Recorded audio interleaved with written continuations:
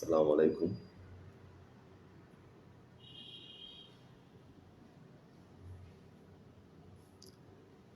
Namna c'est thérapie. Ande le 7 troisième mois 2024, mais salmina nokku ka on ɗon. Partagez le live et mettez les cœurs.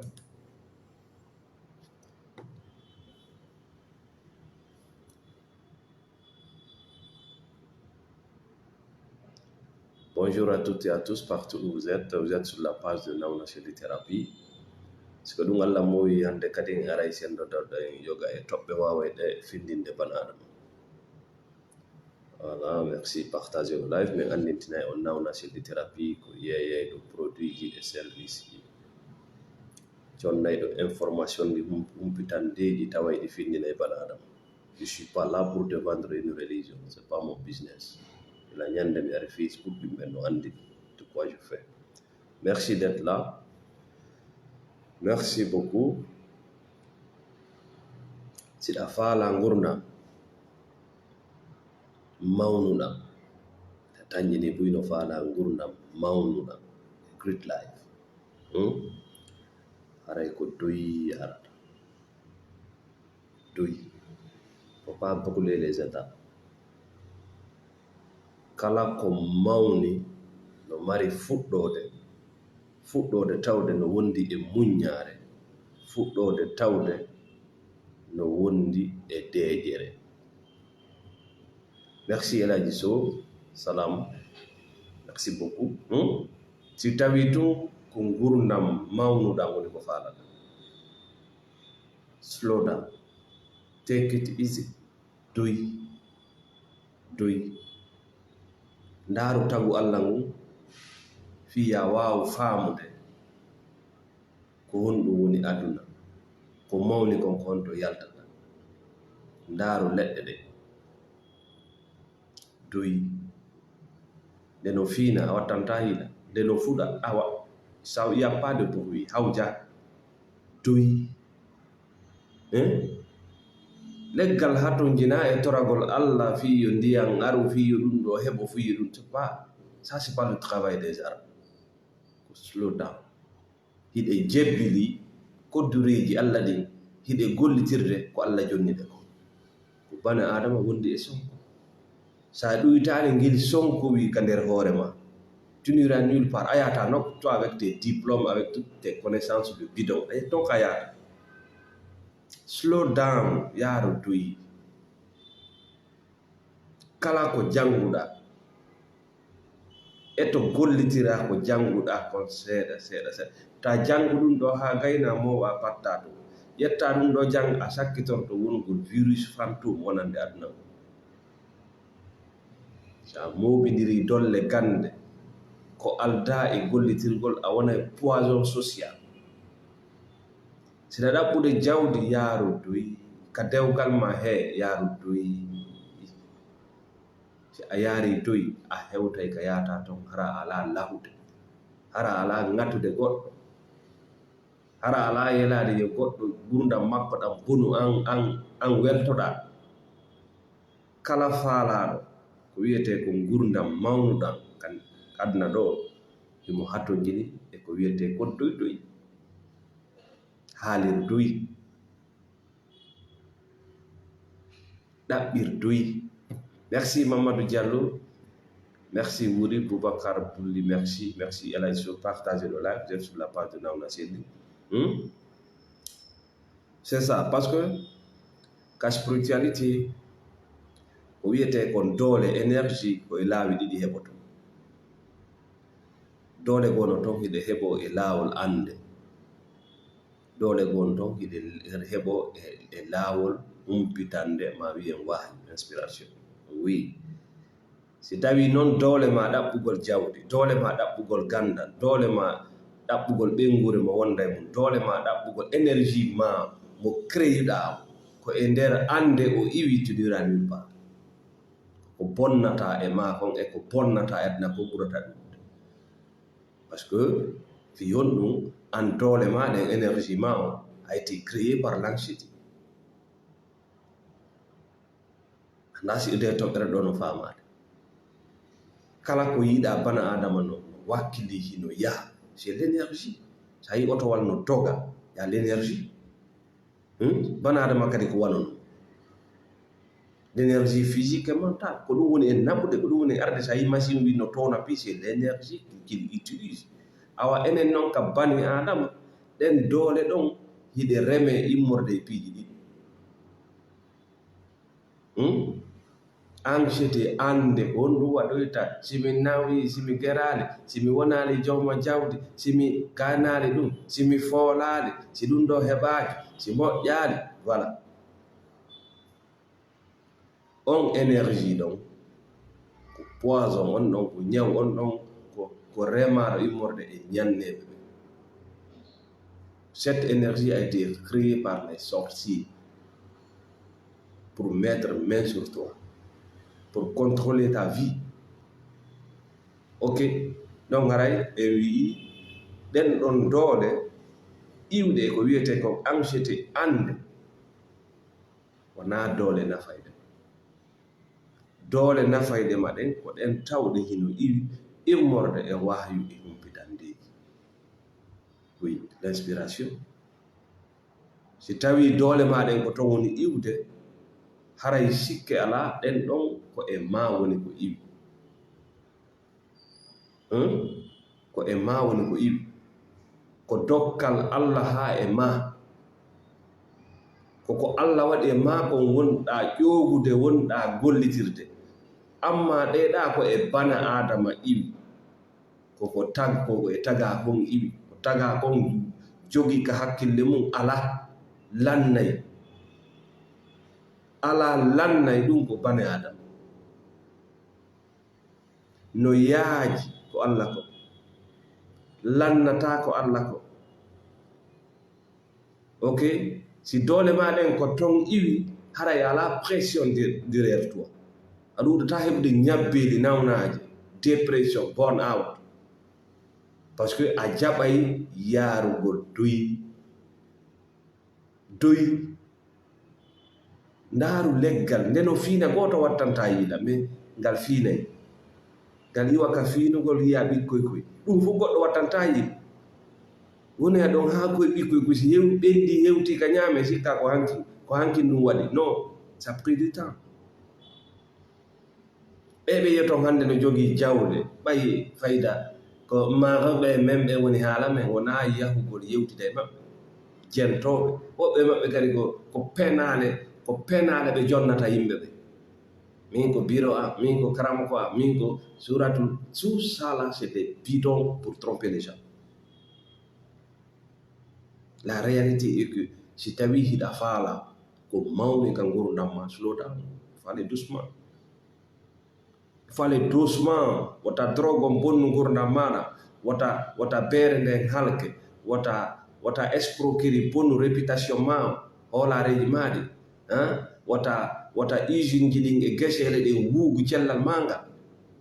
wata entreprise ji ɗin bonnu ƴiye maɗe if you want a great life slow down siɗa faala tun gurdam mawnuɗam doy nawna selde wima ɗum ay boy nawna selde ko doy fiƴƴinta sike no tagiraɗa noon yarata e hawjere ko hawjere nden noon welayma mais naturellement on si a hawji finalement tu vas s'autodétruire neɗɗo fof no wawi immade avec une motivation de bidon quelque part parce que gandal ngal ɗum ɗi wiɗa haali fi no jangi haali fi jawdi no andi kala ko Allah no andi na ɗum woni gandal ko 5% miijitagol 95% action si ɗum ala ka gurdam ma ko kopi gandal koko nafina ko hunja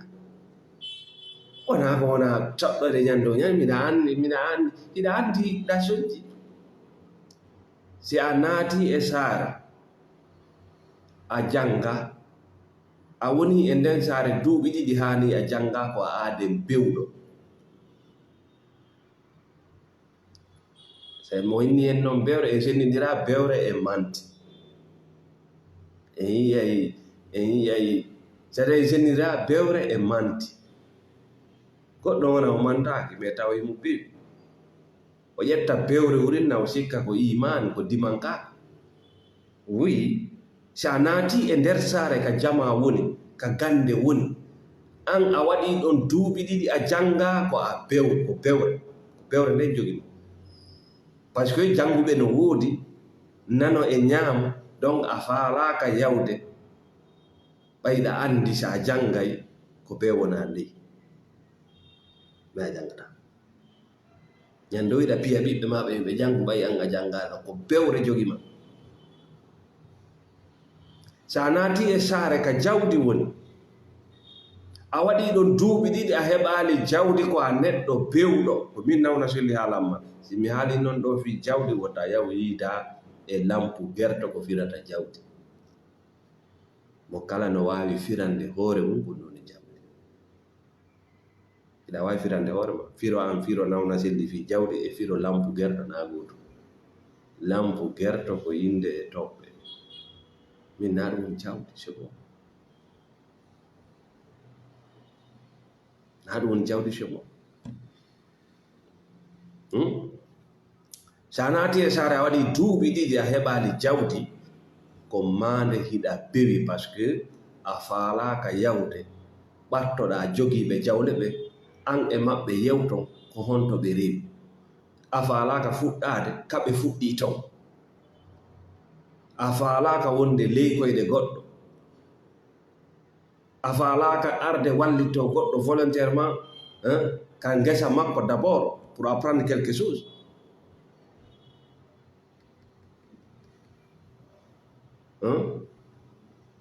ila maɗɗi aljanna ko miskin ɓe jeeyi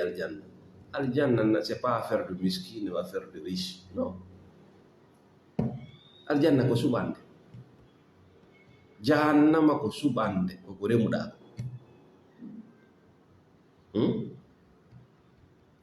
alpha mm2 ɓe gandintinayi o nawna selli mi alama noddude ɗo e diina. Voilà, moi je m'en fous de ta religion. Mais Allah m'a noddé des dînes. Mais Allah m'a noddé des fêtes. Ça ne m'intéresse même pas. Je suis là pour vendre mes produits et services. Mais Watoradon, j'ai une nouvelle information de mes propres expériences, comme Djangata Fille, c'est tout. Hein? Je suis là pour les affaires. Foin. Sofa les temps. Mais ne sofa les temps. Nyande gaynɗa ñaawude aduna o fof a condamnay kadi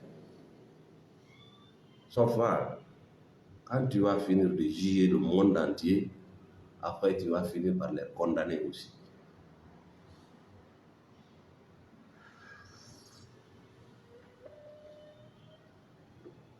Partagez le live. Merci beaucoup. Donc, ko be fama dans la spiritualité, sendidirgol ko honto wonɗa ƴogude doole maɗa en sona ɗum a wuura e gurdam kopi maya ko a lampu gertol. L'énergie qui a été créée par l'anxiété, c'est très dangereux ko ɗum nawninde ɗo yimɓe ɓe ko ɗum gollinde ɗo yimɓe golle ɗe ɓe dowa ka gollude parce que pour eux ils gagnent mais en réalité ils perdent ko ɗum nadde yimɓe e diiliji ko ɗum wadda yimɓe sikka mbuuɗi ɗin sooday fof no woodi ko mbuuɗi soodata en réalité kaka hakkille ma miijiɗa mbuuɗi sooday mbuuɗi soodata giggol mbuuɗɗin no soodane bugagol mais giggol ngol jamais. Mais en sikka voilà comme tu as de l'argent a bugike tu as acheté l'amour non andoyay non mbuuɗi soodata dimu goɗɗo eɗa wawi soodde maccuɗo wonɗo mais dimu makko ngon c'est impossible. Buuɗi wata soodude c'est-à-dire miijo goɗɗo c'est impossible eɗa wawi soodde waɗuto goɗɗo mais ko miijoto kon tu ne peux jamais acheter ça. No woodi piiji heewuɗi ɗi tawata mbuuɗi wawata heɓude sa faami fi ɗin ɗon goɗɗo ɗuɗatama maccinɗinɗe sa famal fiɗin ɗon ko an tigra yahay wartoɗa fi mbu en réalité mayns donc sa fami ɗeɗo doole ɗiɗi ɗum yiyata yimɓe si tawi ɓe ƴetti énergie maɓɓe excusez moi ɓe remimo immorde e ande hiɓe wakkiliɗi fof hiɓe wakkiliɗi fuu fi yoɓe daɗu ko wiyete ko hersa par ce que on to itti doole makko ɗen ɗaɓɓere jawɗi ɗaɓɓere gandal ko kulol hersa ça c'est l'énergie qui a été créée par l'anxiété kulol hersa tawi herso yumman e ɓengam musida langale ka a artata aduna jawdi ndi heɓata nden ko minen ñamata ndi rewɓe maɓe e ɓiɓɓe maɓe ko minen wonɓe gaaɓe to artata aduna suudu ma no ko minen waloto e mayre woy par ce que ɓernde harata reedu harata tuuba harata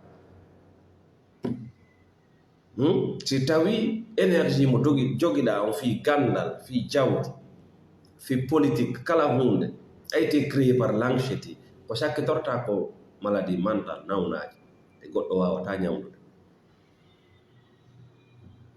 ko ɓe tawa ça a été créé par la volonté par l'amour par l'inspiration oui sona ɗum ko wiyete ko yurmede e giggol fof iwa e ma hande kadi ko koto e konnago e hen e vengeance buy ko daɓɓirde ɗo jawdi ko fiyo goɗɗo sujjamɓe je le jure mi buy ko daɓɓirde jawdi ko fiyo goɗɗo sujjamɓe par ce que kaɓe woni ittude énergie maɓɓe on daɓɓere jawdi koye nder ande ko hulugol foolede hulugol feƴƴitede hulugol ɓurede donc ɓe heɓay tun jawdi ndin ɓe ɗaɓɓa ko sujjana ko ɗum ɓe daɓɓirde jawdi on wonɗoma sujjande ko naafiqiijo une personne authentique non ne va jamais le faire par ce que an ko bani adama o yiyata si tawi sabu jawdi ma nde o yima ɓuri bani adama c'est que c'est un hypocrite ko ha o gayna hendade ko faala ko il passe à autre chose donc l'énergie qui a été créée dans l'anxiété il faut éviter ça sa fokkitani ɗaɓɓugol jawdi il faut créer cette énergie dans l'inspiration méditation les stratégies les plans voilà ici là voilà ça vient avec amour avec plaisir avec compassion non dans ce cas si tawi noon ko gurdam mawnuɗam faalaɗa wona gurdam lampe guerte pop pop gurdam lampe guerte ko noon noy ko message arata e téléphone pop pop kaari barkit ni lanni c'est fini na gurdam noon na gurdam mbiɗa ɗaɓɓa jawdi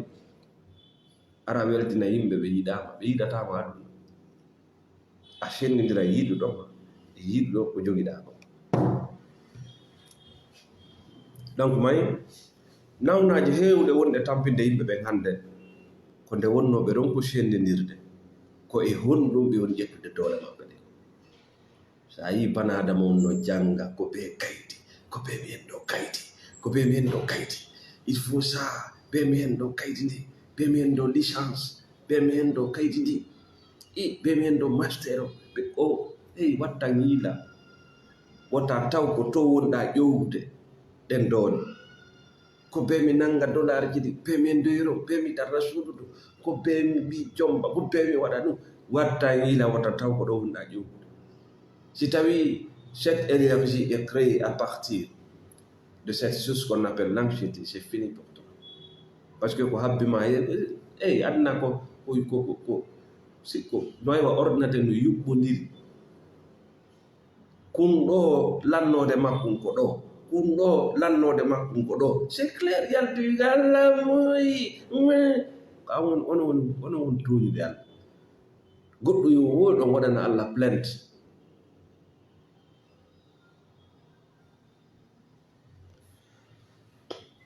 donc si tawi ko faalaɗa kon koyo juutu koyo mawnu iwa e ma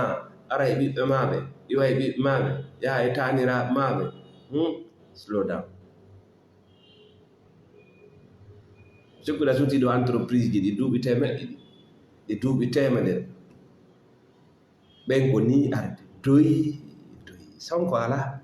fuɗotiro ala ŋattidiro ala ko menen ni men ari barɗi na ndaar waɗoɓe ɗum ɓe galleji maɓɓe ɗin wona yeeyitede fewno ɗo ɓikkoy goynaɓe galleji maɓɓe ɗin wona yeeyitede fewno ɗo des milliards ɓikkoy koynaɓe waɗe lampu gerto ça servi à quoi koy kadi ɓikkoy yaha yango fi yo artu darna kadi suudu c'est-à-dire il passe toute sa vie à bâtir une maison toute sa vie ko cuurele weɓi ko acci ɓawa makko kon kadi feƴƴi yeeyita hop fi yo gokkoygo yew kadi arta waɗa sifa ɗum so tawiɗa faala wodinde ko mawne ka gurdam ma spiritualité o wima ko doyi tay eyi ko ɗum janta ko doyi no wodi piiji ɗi diwetake ndaaro woɓɓe fuɗɗo yeyde kawar laawol ɓe jindina ɓe haydina ɗon ɓe anda ko honɗum woni prospect ko honɗum woni client ko honno client nangirte ko honno prix waɗirte ko honno banadama renorte e mum ɓe fotta e client moƴƴuɓe e bomɓe ka laawol ɗon ɗum ɗon par ce que jawdi ko jungo banadama mina fana jawdi noon andu jogiiɗo jawdi goɗɗo yi o nawnaje mon ɗen fof iɗon anndi lekki mum ɓe mo anndi kama fi nden nawnare anndaɗo ko noon gande men ɗe wayi ala anndi mo jabette honɗum woni lekki jabette mo anndi fof yettirte to ka soodete inde mum nde ikkone tu mais nawnare nden anndaɗo nde warete ko kayre duwanoɗa anndude lekki mayre on koye nder ma woni lekki jabet on no e ma par ce que ko an woni créde nawnare nde none no wonɗa ñamirde noon no wonɗa ɗanorade noon no wonɗa waɗirde mouvement ma ko ɗon nde rema yon noon an ina andi pharmacie ji ɗin fof ina andi docteur ɓe fi mum e howti kone très bien lekki ki e ñawdoɓe mais anda nawnare nde warete net sintere yurmede ko noon gande men ɗe wayi ɓurɓe ɓen naafo ko ɗum ko poison ko ɗum ka yira o ɓe ñaawa no ñaawa tun no ñaawa mo fottimo wo no ñaawa tadi jangino ko ala nafa donc no ñaawa tun no naadira yimɓe ga yaltinira yimɓe ga pentira ɓe ɓale pentira ɓe dane mais hay pentirma nga anda donc si tawi ko yo juutu be feppidira piiji ɗin no ɗi duwa feppodirde ɗon c'est à dire teddina lowre nde wa remowo hara diwali soppa ko lowre ta goɗɗo soppane aru soppa fiya sendidir leɗɗe ɗe ɓorani mooɓa sunna lowre be no mari ko jande ɓay artoya e mum rema awa ma sanka ayna soña ɗum ɗo futa goɗɗo waɗana balɗe jelu ono yawde soppugol wala addorde goɗɗum balɗe jelu ono yawde sunnugol addorade goɗɗum balɗe jelu ono yawde remugol awgol o addorade goɗɗum duulagol o addorade goɗɗum aynugol o addorade goɗɗum c'est la patience kono koyo yaw hande ara hande asa hande fuɗɗo yarde hande juɗa hande ƴakka voici comment créer la pauvreté mentale chez les gens goni basal goni refirde hakkil parce que ɓe ƴettu énergie maɓɓe on dans l'anxiété ta ƴetti doole ma ɗen dans l'anxiété nder and ko juutuɗa heɓude gandal ma jawdi a sikka a jogaaki andata a jogi par ce que an koye compétition woni a faala kadi yo woɓɓe sujjane ay ɓay koy ko sujjane kono ko naafiki ko beru ko ɓe ñaami wo ɓe sujjata ɓe acca ñaamde tum ɓe yende.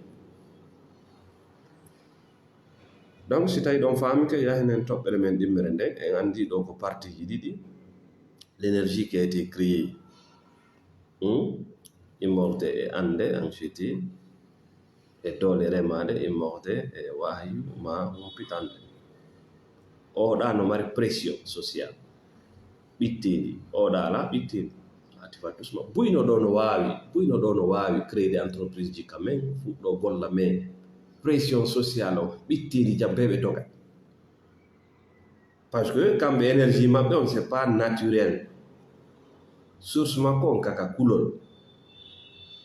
ko ton donc ɓe doga sina ɗum golle ko woni golde to ko si ɓe golli ɗum feccere ɗo ɓe heɓani hara ɓe ɓuttini kadi kono ɓay doole maɓɓe ɗen na ka naturel kaka fenande dina fenande ka hawlareji ka nedi fenande rema ɓe wawata muññade ɗo hakkunde jamma ɓe wawata ɓeɓeya ko ɓe yaha kamɓe tirɓe holo nden fenande ko kamɓe suuɓi na an suuɓi jon jetten toɓɓere men ɗimmere nden gonɗum toɓɓere men ɗimmere nden mbi joni noon si tawi an e doole maɗen ko rema ko immorde e ande e kulol e dina pena eko nandi e ñaawoje ñaawo no ñaawa tun no ñaawa hoore mum no ñaawa yimɓe pentirgol folotiro koye sifa ɗin diina sifa ɗin hoolareji ƴettuɗa motivation ma doole maɗe fi ɗaɓɓere jawdi e gandal tu en danger joni noon a sikkay an kala décision mo ƴettuɗa si tawi wona goɗɗo force ma koye ma o iwi joboti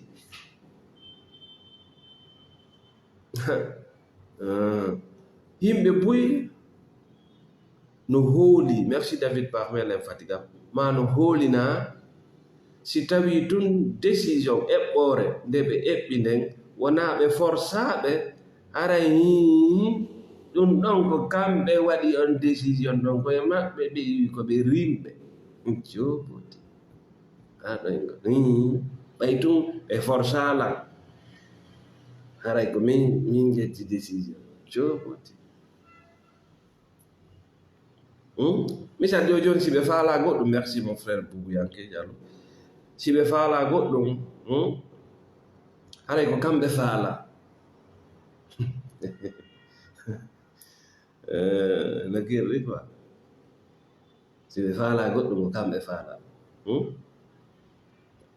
no tawa e koyɗi ɓurɗi mawnude ɗi wonɗon hoyɗude kaɗani ɗon ɗon sifa ɗi miijoji c'est des illusions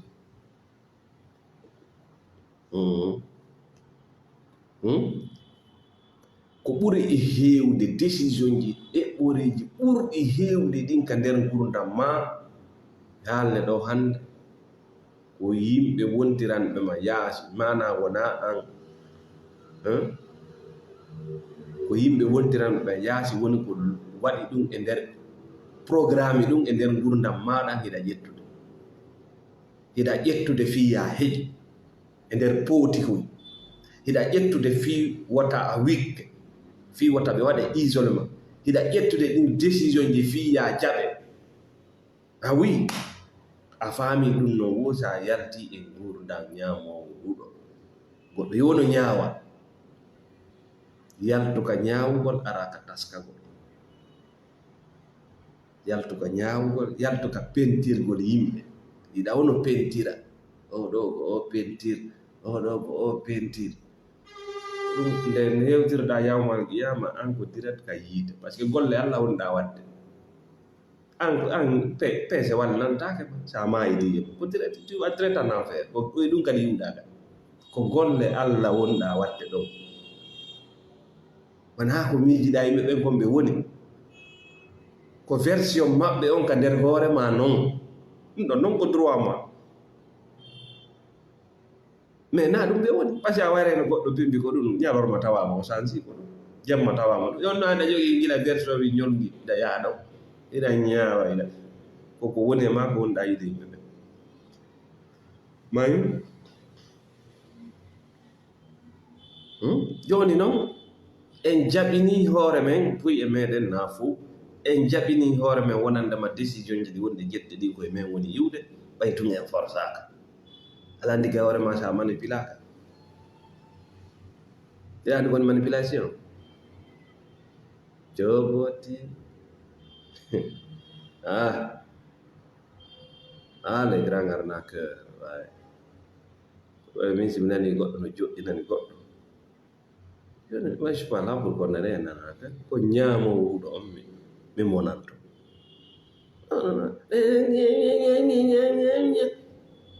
accu o ɓeyda no gasasi o ɓeydi tafugol ma adingol ma no gasa e nder ɗum ɗon a heɓay ko wiyete ko pinal iwa ka wonɗa hoydude ɗo min ɓe jaɓata frappe o on frappe ha ka ɗaɗi ko ɗon probléme fo acce o joɗɗinanamo taw o wajanoma o nanali o jannama o nanali o hollama o yiyaali Allah wi goɗɗo aray fatinamo an wiya o fatintake fatinamo an sa ittimo e jungo on sa tuttinimo on ɗo goɗɗo go maɗɗotomo kadi nokkugo sa accuno on ɗon naɓimo a 100 degré haray leeɓol o luttira si o yalti ɗon o heɓi karama wona ala jaɓude min arnaki araɗi kadi ɓe arnaki so faali tan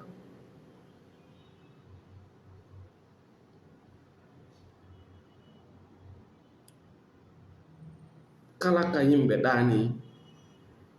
ɓen ɗon kadi aray walla on ɓe arde koy ami c'est ça Allah inni bani Israila hino sariyaji andi gollitire ɓen ni foin Allah différent no régli 60-50 emen ɗo aduna ko noon e hino lowre ande remu ka lowre ɗo awa ino lowre firawna ɗen ko ɗo remata ino jayru nelaɓe ɓe remu ɗo ino bato annabi nuwo naatu ɗo hino numuruɗo hino ko ɓe ɗon acco sa accale a maaya ok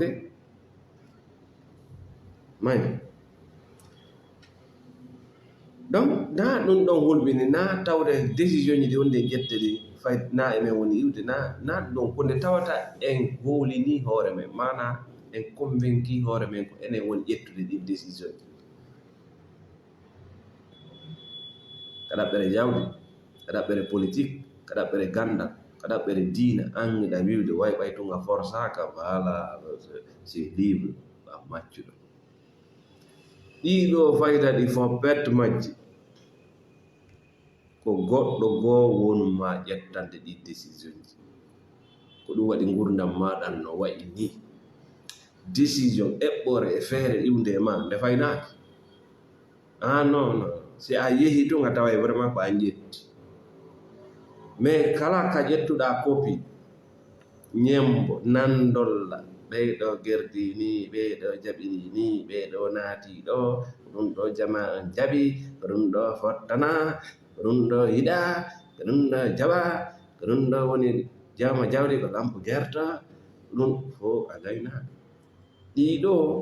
ko ƴettugol gurdam maɗa heññaɗan e faaleji woɓɓe go e yelaji woɓɓe go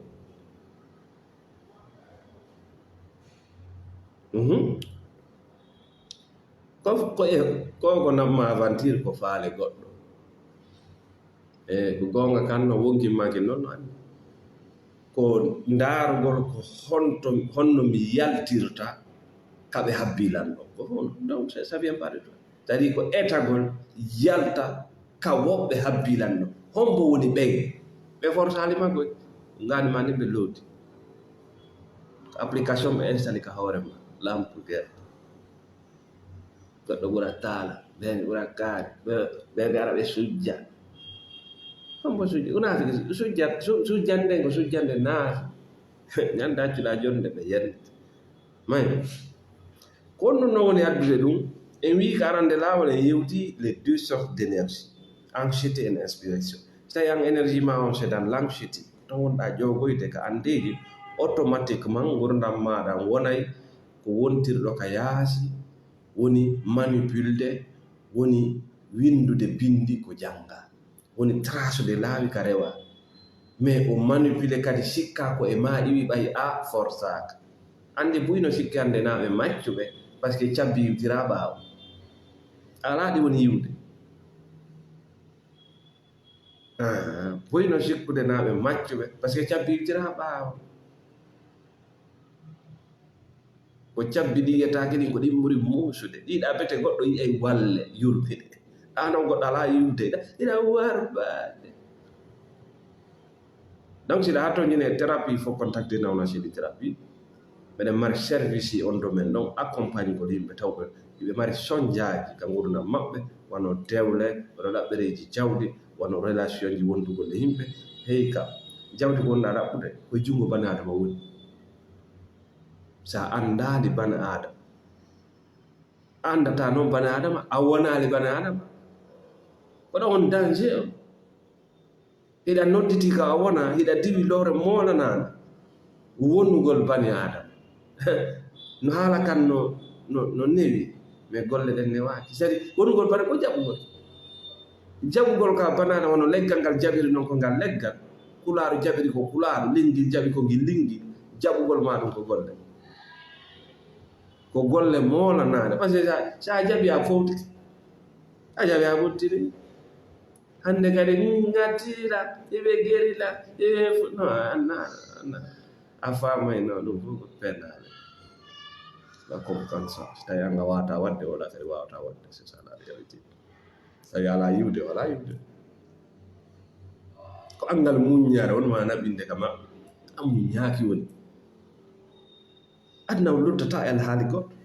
goɗɗum no frappe jemma neno wetara yiɓi mais a wirtike a noddi a itti sarakaki penare goɗɗum no frappe e ndow lewru ɗo lebbi tati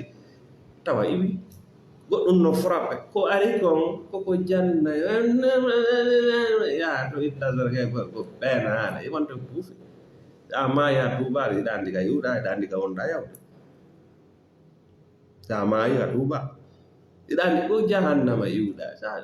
discutable ay goɗɗo heddotirtaka no jahannama foin ta sikku ɗum koko moƴƴina habbe ma a woni remde naɓora ɗon may ka lannode yewtere men ko wonɗum noon woni ɓe noddude e wurugol gurdam ɗam wona gurdam maɓɓe ko nde wonno doole maɓɓe ɗen ko rema ko immorde andeji ñande o yumma maɓɓe e ben maɓɓe e karam ko maɓɓe e kawtal maɓɓe e leydi maɓɓe e politique maɓɓe e gande maɓɓe e duɗe maɓɓe no haalande ɓe ɗin dopa issue nawti dopa issue ko ɓe barka ɓe wiyata fof no jogii hannde jawle ɓurɓe ɓe son issue multiple fois son raté beaucoup no a dowaka yawde kaso no télévision ngan e journal on dowaka windude wirte a dowaka wande hunde kaari a dowaka arde baba gati fin comme woni ɗin koyi ɗi anon gilala wi fo so fasa a arɗo a waɗali formation kama on to waɗɗa formation joni formation on kadi naya waɗo sa waɗi kadi naya raat o yiyali bobo o yana o immo ha o daro a rewino e ɗum joni noon pratiquement ka mawnanina foin wono robot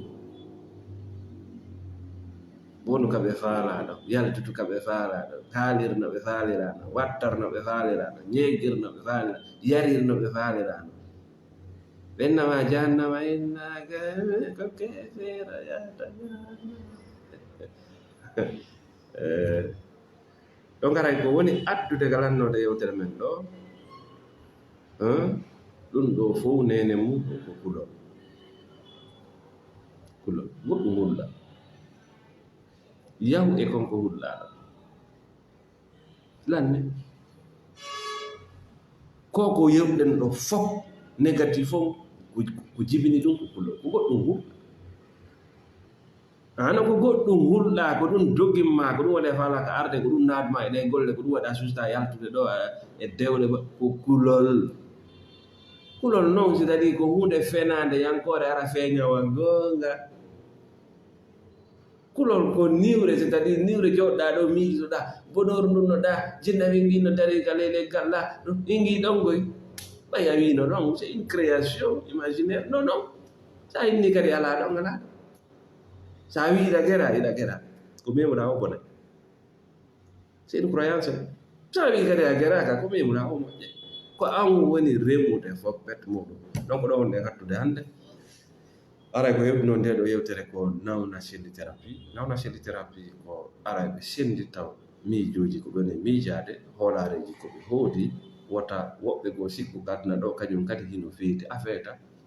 iɗa mari musidɗo wiyeteɗo nawna selli thérapie wonɗo lagide afeeta wonɗa miijade ko no woodi goɗɗon ɗo miijorani nawna selli thérapie ko yeeyeɗo produit et service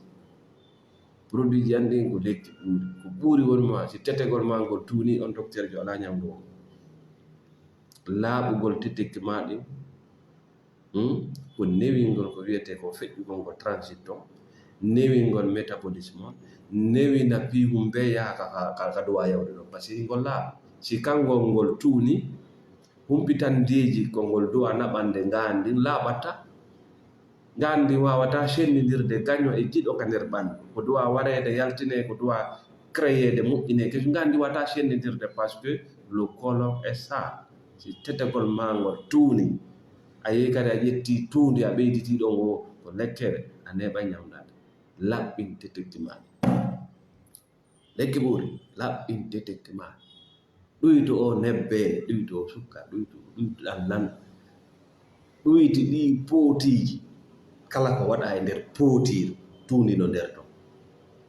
ɓanndu ma ndu noon no duuɓi ma ɗin towirta noon ko yaltinta tuundi ko ronkay ɓay a jimemmina ɗum a ciɗana donc il faut contacter nawna selli thérapie ko yeeyay ɗo service comme la thérapie ko ndikka hiɗan nawna kala bana adama hooliɗo hunde nde o faala ma hunde moƴƴande mo nde ko goɗɗo addata wallam ko goɗɗo arata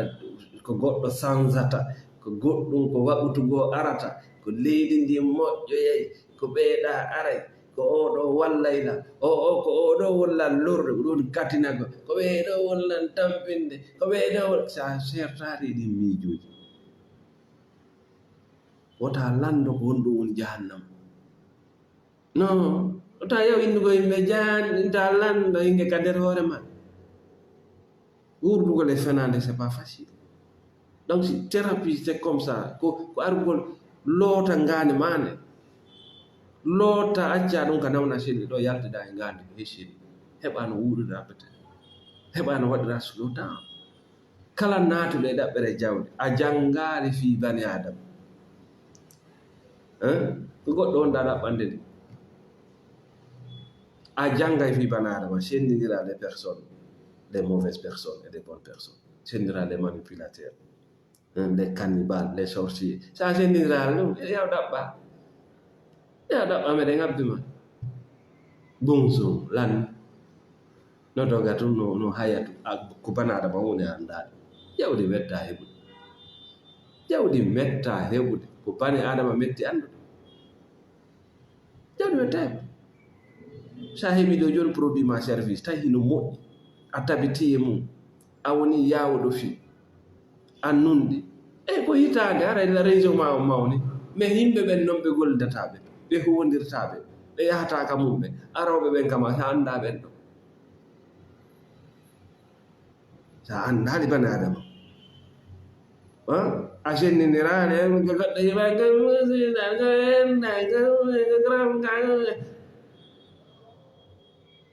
ara mi yiyaade ko ɗum woni nafoore waɗango thérapie wona ɗum o yaha e soda makko ba duɗo kilara anda donc ɗo wonde ngattude hannde nawna selli thérapie miɗen salmina aroɓe ɓen ka page ɗo fof winda commenta en anndinayi on na diina men woni yeyde de na diina men wonma yeyde ko produit et service ok